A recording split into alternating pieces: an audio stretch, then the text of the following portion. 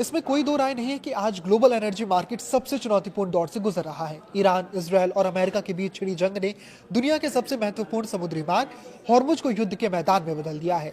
जहां से दुनिया का 5वां हिस्सा तेल गुजरता था, वहां आज सन्नाटा है या फिर टैंकरों पर होते हमले। लेकिन इस महासंकट के बीच भारत ने अपनी चतुर कूटनीति और रूस के साथ अटूट साझेदारी से एक ऐसी ढाल तैयार की है जिसने देश की अर्थव्यवस्था को अंधेरे में डूबने से बचा लिया है। आखिर कैसे? मिडिल ईस्ट के सूखे के बीच रूसी तेल भारत के लिए संजीवनी बन गया। आइए इस भू राजनीतिक बिसात को समझते हैं। नमस्कार, मैं आशुतोष जोशी और आप देख रहे हैं न्यूज 18। मिडिल ईस्ट में जारी संघर्ष ने भारत के तेल आयात की गणित को पूरी तरह बिगाड़ दिया है। आंकड़ों की माने तो मार्च महीने में भारत के कच्चे तेल के आयात में 13% की भारी गिरावट दर्ज की गई है। इसका मुख्य कारण हॉर्मुज स्ट्रेट का लगभग बंद हो जाना है। 28 फरवरी को युद्ध की शुरुआत के बाद से ही इस मार्ग से तेल की आवाजाही ठप हो गई है। स्थिति की गंभीरता का अंदाजा इसी बात से लगाया जा सकता है कि पिछले 2 महीनों में गिने चुने टैंकर ही भारतीय तटों तक पहुंच पाए हैं। हाल ही में भारत के झंडे वाले 2 जहाजों पर हुआ हमला ये साफ करता है कि ये मार्ग अब सुरक्षित नहीं रहा।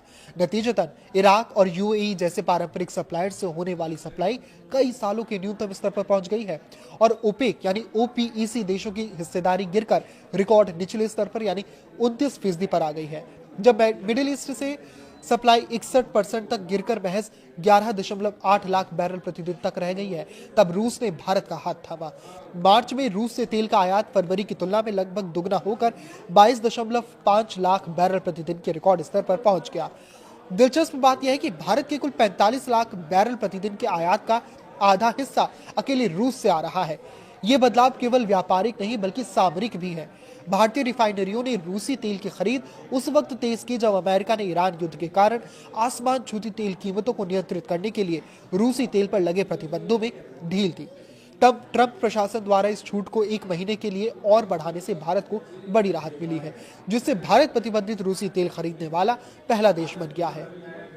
इस संकट ने भारत के तेल सप्लायर्स की लीग टेबल को पूरी तरह पलट दिया है। रूस अब निर्विवाद रूप से भारत का नंबर 1 सप्लायर बना हुआ है। वहीं सऊदी अरब ने इराक को पीछे छोड़कर दूसरा स्थान हासिल किया है। मध्य पूर्वी तेल की कमी को पूरा करने के लिए भारतीय रिफाइनरियों ने अब अफ्रीका की ओर भी रुख किया है, जिससे अंगोला अचानक भारत का तीसरा सबसे बड़ा सप्लायर बनकर उभरा है। ये विविधता भारत की उस रणनीति का हिस्सा है जिसके तहत वो किसी एक क्षेत्र पर अपनी निर्भरता कम करना चाहता है। हालांकि मार्च 2026 को आखिरी वित्त वर्ष में रूसी तेल आयात में पिछले साल के मुकाबले 6.2% की मामूली गिरावट देखी गई थी, लेकिन नई अमेरिकी छूट के बाद ये ग्राफ फिर से तेजी से ऊपर जा रहा है। हॉर्मुज स्ट्रेट का संकट सिर्फ भारत के लिए नहीं बल्कि पूरी दुनिया के लिए एक सबक है कि ऊर्जा सुरक्षा को कभी भी हल्के में नहीं लेना जा सकता। भारत ने जिस तरह से अमेरिका के साथ अपने संबंधों का इस्तेमाल कर रूसी तेल पर छूट हासिल की और साथ ही रूस के साथ अपने पुराने संबंधों को भुनाया, वो नेशन फर्स्ट की विदेश नीति का बेहतरीन उदाहरण है। आने वाले समय में अगर मिडिल ईस्ट में तनाव और बढ़ता है तो तेल की कीमतें वैश्विक अर्थव्यवस्था के लिए सिरदर्द बन सकती हैं। लेकिन फिलहाल रूस से बढ़ता आयात और अफ्रीकी देशों के साथ नई साझेदारी ने भारत को एक बफर जोन दे दिया है। समाज और उद्योग के लिए इसका सीधा प्रभाव ये है कि वैश्विक युद्ध के बावजूद भारत में ईंधन की कीमतें और सप्लाई फिलहाल नियंत्रण में दिख रही है। अंततः ये संघर्ष ये भी याद दिलाता है कि भारत को अब तेजी से ग्रीन एनर्जी और वैकल्पिक ईंधनों की ओर कदम बढ़ाने होंगे ताकि भविष्य में समुद्री रास्तों की जंग हमारी प्रगति की रफ्तार ना रोक सके।